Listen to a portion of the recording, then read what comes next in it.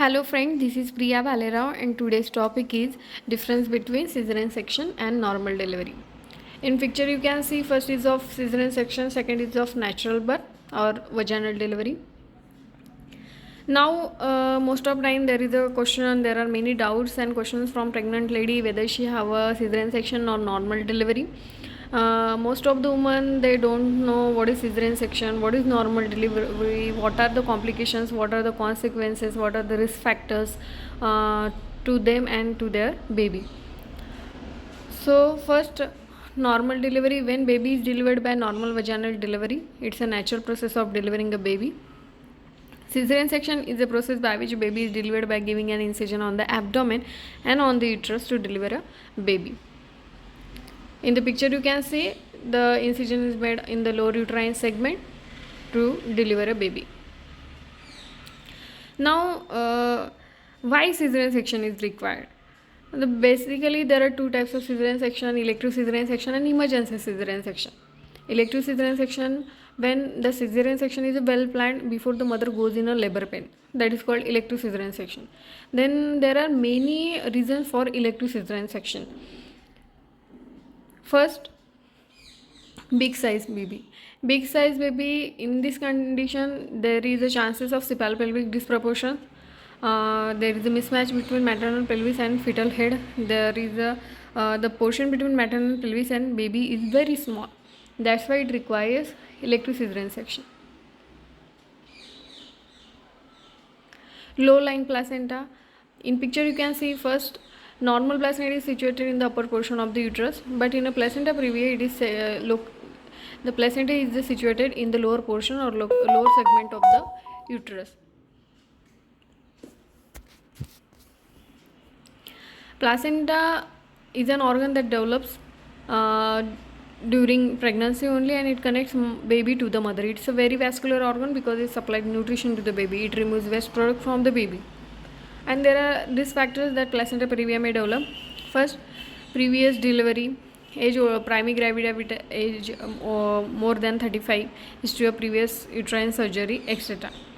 The placenta, when the placenta is situated in the lower segment of the uterus or covering the cervix, there are on dilatation of the cervix, the placenta can easily detach and can cause heavy bleeding. To prevent that, elective caesarean section is done. Other reason, breech position. Normal is the vertex presentation, but in a breech, when the footlings or when the buttocks or the feet or the face of the baby is a presenting part, in that condition it is also difficult to deliver. Such condition require elective caesarean section. Bro position.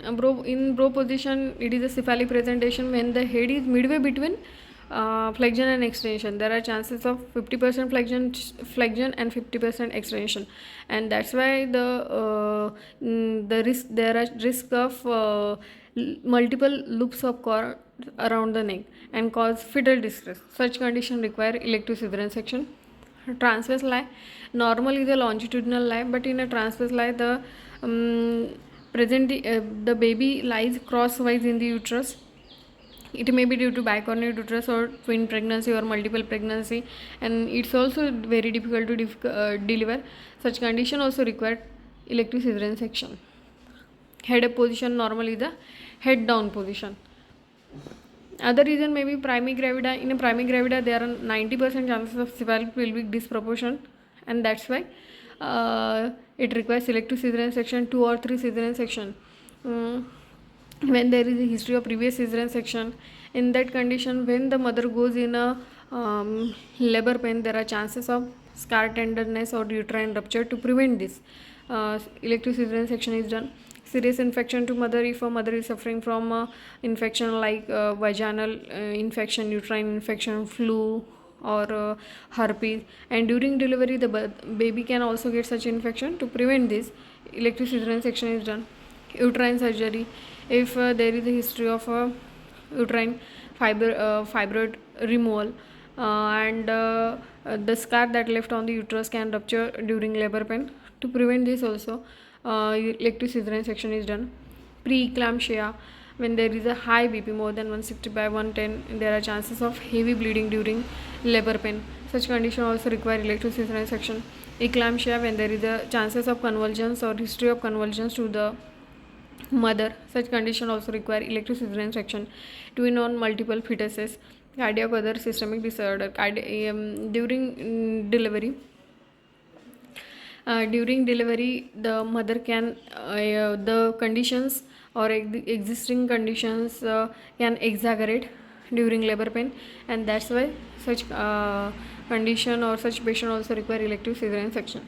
Emergency cesarean section is a cesarean section when it is planned before the mother goes in a labor pain, but something emergency happen that requires a decision of emergency cesarean section.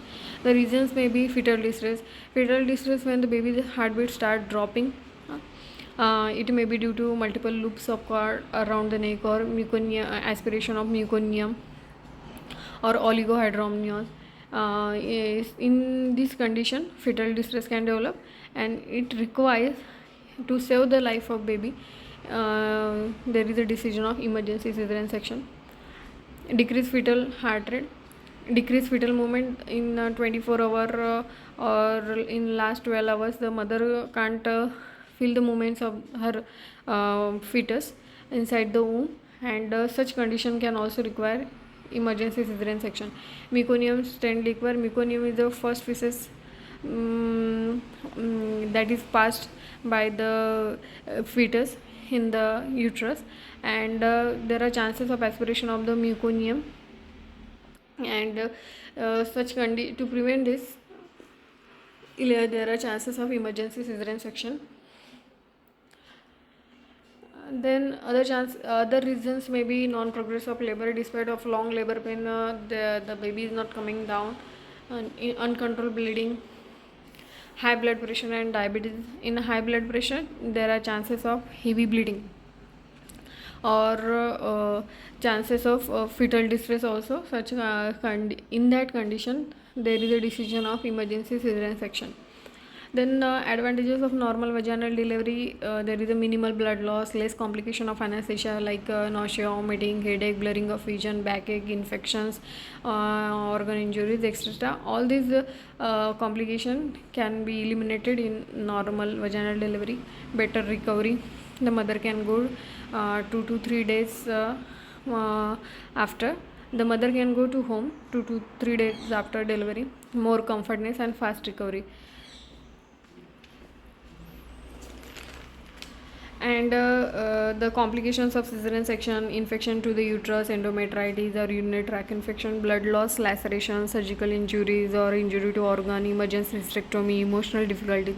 The baby born with the vaginal delivery can easily adapt to the external environment. They can start easy breathing after delivery, but the baby born from cesarean section they take time to adapt to the external environment, because the baby born with a vaginal delivery have contacted with the normal vaginal bacteria, and that's why they develop more immunity as compared to the baby born with a cesarean section. The baby born with a cesarean section is have a increased risk of childhood obesity, asthma and celiac diseases. So to prevent the complications of normal vaginal delivery or cesarean section, some tips are there. The mother needs good ANC care. She needs good antenatal care during pregnancy. She should eat healthy during pregnancy. She should have control her BP and other existing conditions, should treat her existing infections, have regular exercises. If you enjoyed this lecture, please like and subscribe my channel. Thank you.